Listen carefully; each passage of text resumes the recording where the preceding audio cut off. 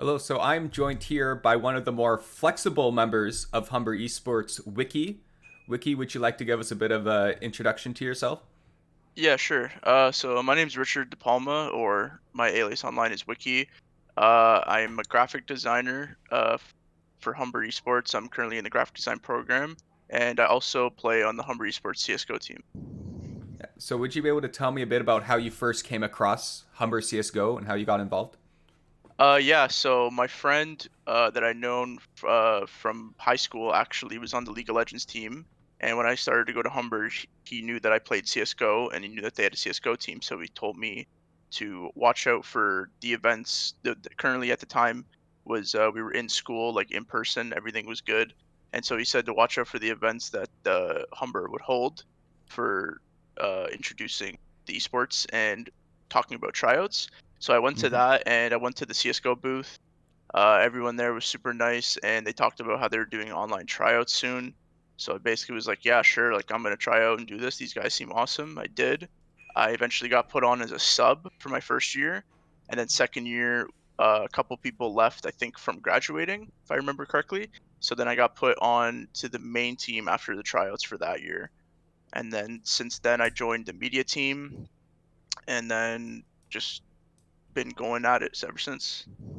So CS:GO is a bit more of an interesting title to talk about within esports because it's been such a long-standing game, and there's a whole bunch of other variations of shooters now. We've got Rainbow Six, we've got Valorant, and Call of Duty's also always been around, of course. But CS:GO, despite being a more simple game, would what is it about CS:GO that keeps such a loyal fan base after all these years? I think it has to do with just like it's very easy to follow and very easy to learn, but despite it being easy to learn and like understand what's going on, the skill gap, like the ceiling, is super high. I know there's a lot of pro players that have been playing for years and that have been considered like number one in the world or even top five, and they're still getting better the more that they play. It's like it's crazy the amount of growth that you can have in that game. Like I have close to 2.5K hours in the game, and I'm nowhere near the level of pro play. You'd think, two and a half thousand hours is a lot, but to those guys, it's not. Like the ceiling is incredibly high. Um, so yeah, so that was a bit of a side question just about CS:GO as a whole because it's just so unique, right? Mhm. But would you be able to just tell me a little bit more about the early days of Humber CS:GO, just as a substitute? Yeah, I would. At first, it was kind of just I'd watch practice. I wouldn't have to actually join into the practice. It wasn't required as a sub, but I would try to go in as much as I could, at least at the beginning, because I just also wanted to learn. Because I knew that obviously the five guys on the starting lineup were all better than me, and I wanted to get better at the game. Just for if I did get placed into a match, I didn't want to do bad. I didn't want to disappoint. But then after a bit, like I noticed that I probably wouldn't be put in. It just didn't seem that likely, so I kind of stopped going for a bit. And then the next year came, and then they asked me if I wanted to start, and I was like super excited to. I remember being introduced to everybody and like actually playing with them and stuff. It was like everyone was so friendly and welcoming. Like Mods as our leader, like he taught me so much about the game. Like it's unreal the amount of time, the amount of time that passed playing with those guys, to the amount that I learned is like I had not learned that much about a game in that short a time. It was incredible. So when we talk about the progression of Humber CS:GO kind of throughout the years, would you be able to weigh in on just kind of how the team developed over time, but also specifically if there's anything about shelter or mods that you like to talk about? Uh, yeah, it was how it grew over time was everyone was kind of chill, laid back, and I remember in our last season that we played, we went on this crazy winning streak. I think in the main season we went 10-2, which was like pretty good. I remember Franco was the coach at the time, and he said, boys, I'm really proud of us because I didn't think we would even have a team this year, let alone like this well." So it was definitely a lot of like people, we kind of doubted ourselves, but then we kind of proved ourselves wrong. When it came to the playoffs, we majority of us did get nervous because it was our first playoffs ever. But Hmm. at that point, Shelter was he graduated, but he would join in the calls whenever we had a match, and he was free, which was pretty often. Hmm. That guy's incredible. Like he stayed with us even though it was after graduating. He helped out a lot when it came to stuff like nervousness in playoffs, for example. Like we'd never experienced it before, so it was a little difficult, especially when our games were streamed live. I'm pretty sure only mods was the person to ever deal with that sort of like stress in a game. Hmm. Um, so now when we go a little bit further in, actually, since you mentioned playoffs, actually, I want to discuss. I just remember you guys having this incredible showing. Well, more recently, but like yeah, during the regular season, I think you guys came in second, and then in the Yeah, playoffs, you guys I think faced like the number one team like in the semifinals. So then you guys unfortunately had to go to the third place match, but then it was Myth Mattis, right? That his computer just like completely, yeah, yeah, yeah. yeah. So Uh, I remember sorry, go. I remember the story from that game was like 10 minutes before you guys had to get your substitute player, and obviously yeah, CS:GO it's so heavily based on team communication and like that comfort, right? And so suddenly you have a new player thrown into the mix in such a high pressure game.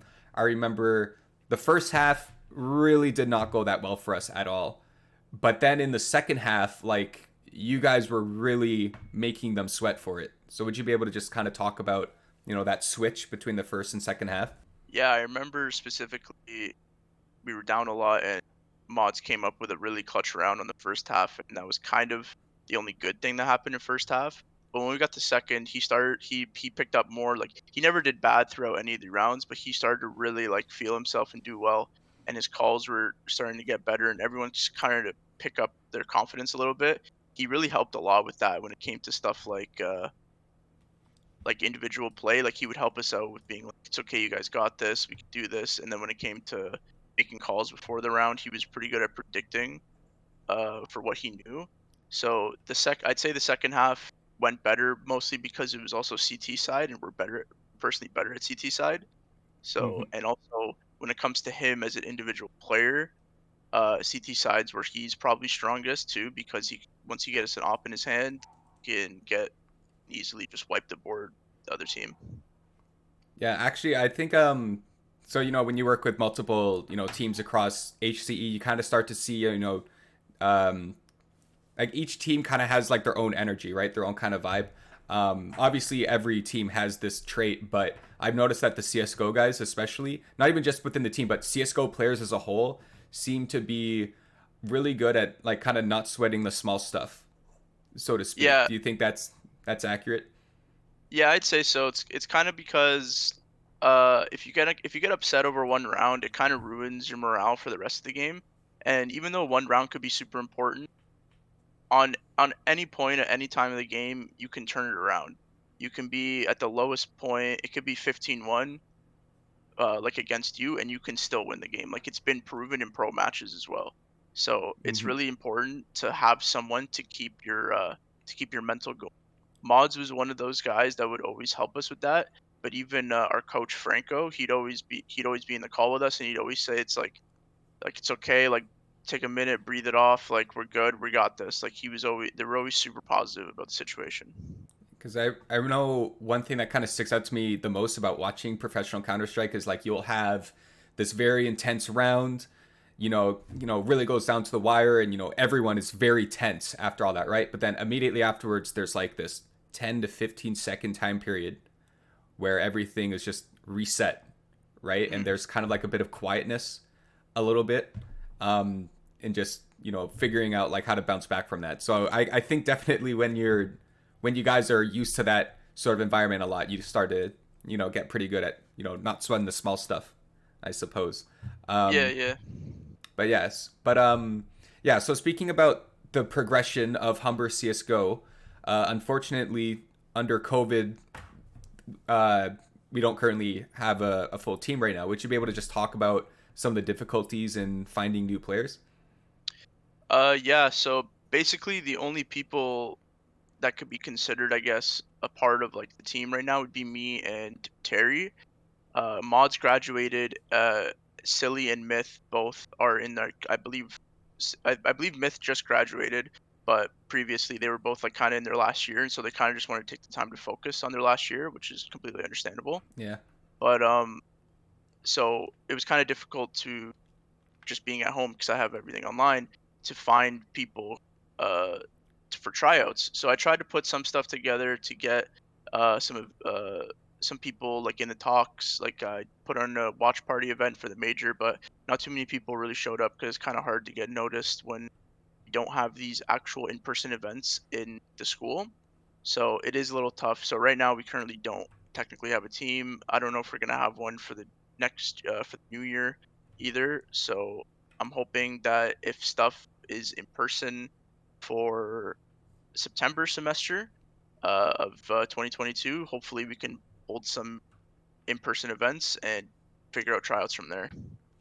It's crazy. It's crazy to think about, like, because with esports, everything we do, it's all online, right? Like a lot of what we do, So when COVID hit, you would think, okay, well, we would be kind of all right. Like a lot of the day to days going to be kind of relatively the same, right? But then, because not even just with CS:GO, like a lot of other teams in Humber, we don't necessarily have teams for games that we used to support.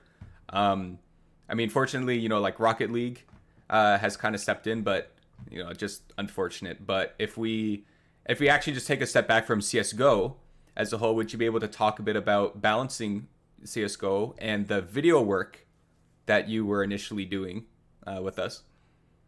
Like my first couple years when I was on the team and doing videography for Esports, you mean? Yeah, before you did started to do the graphic design.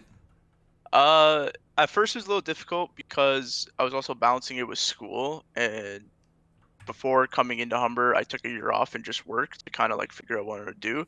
So it was kind of difficult to get back into school mode and doing extra work basically for Humber Esports, and then also playing on a team.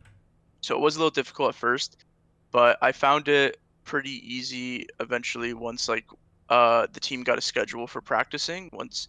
So it was like I for sure knew that if we were practicing this week, it was on this day at this time. It's possible we don't practice, but we're not going to be practicing on a different time that I won't expect it. So it got a little bit Mm-hmm. easier once we figured out a proper system for it. Yeah. So as we touched on, you eventually switched from video work to graphic design. Would you like to talk a bit about that transition and what kickstarted it? Yeah, so when I was in my first year of Humber, I was in a one-year program called Media Foundations, where basically it touches base on everything to do in media. So I wanted to do video editing at first when I came to Humber, but after completing that program, I kind of realized I enjoy graphic design more, and it also might be an easier job to get personally. And I also really liked esports, and I wanted to work in the esports field. And I thought that graphic design's kind of more of a broad job opening and could be given out to more people. So it's a higher chance I get a job in esports as a graphic designer versus a video editor.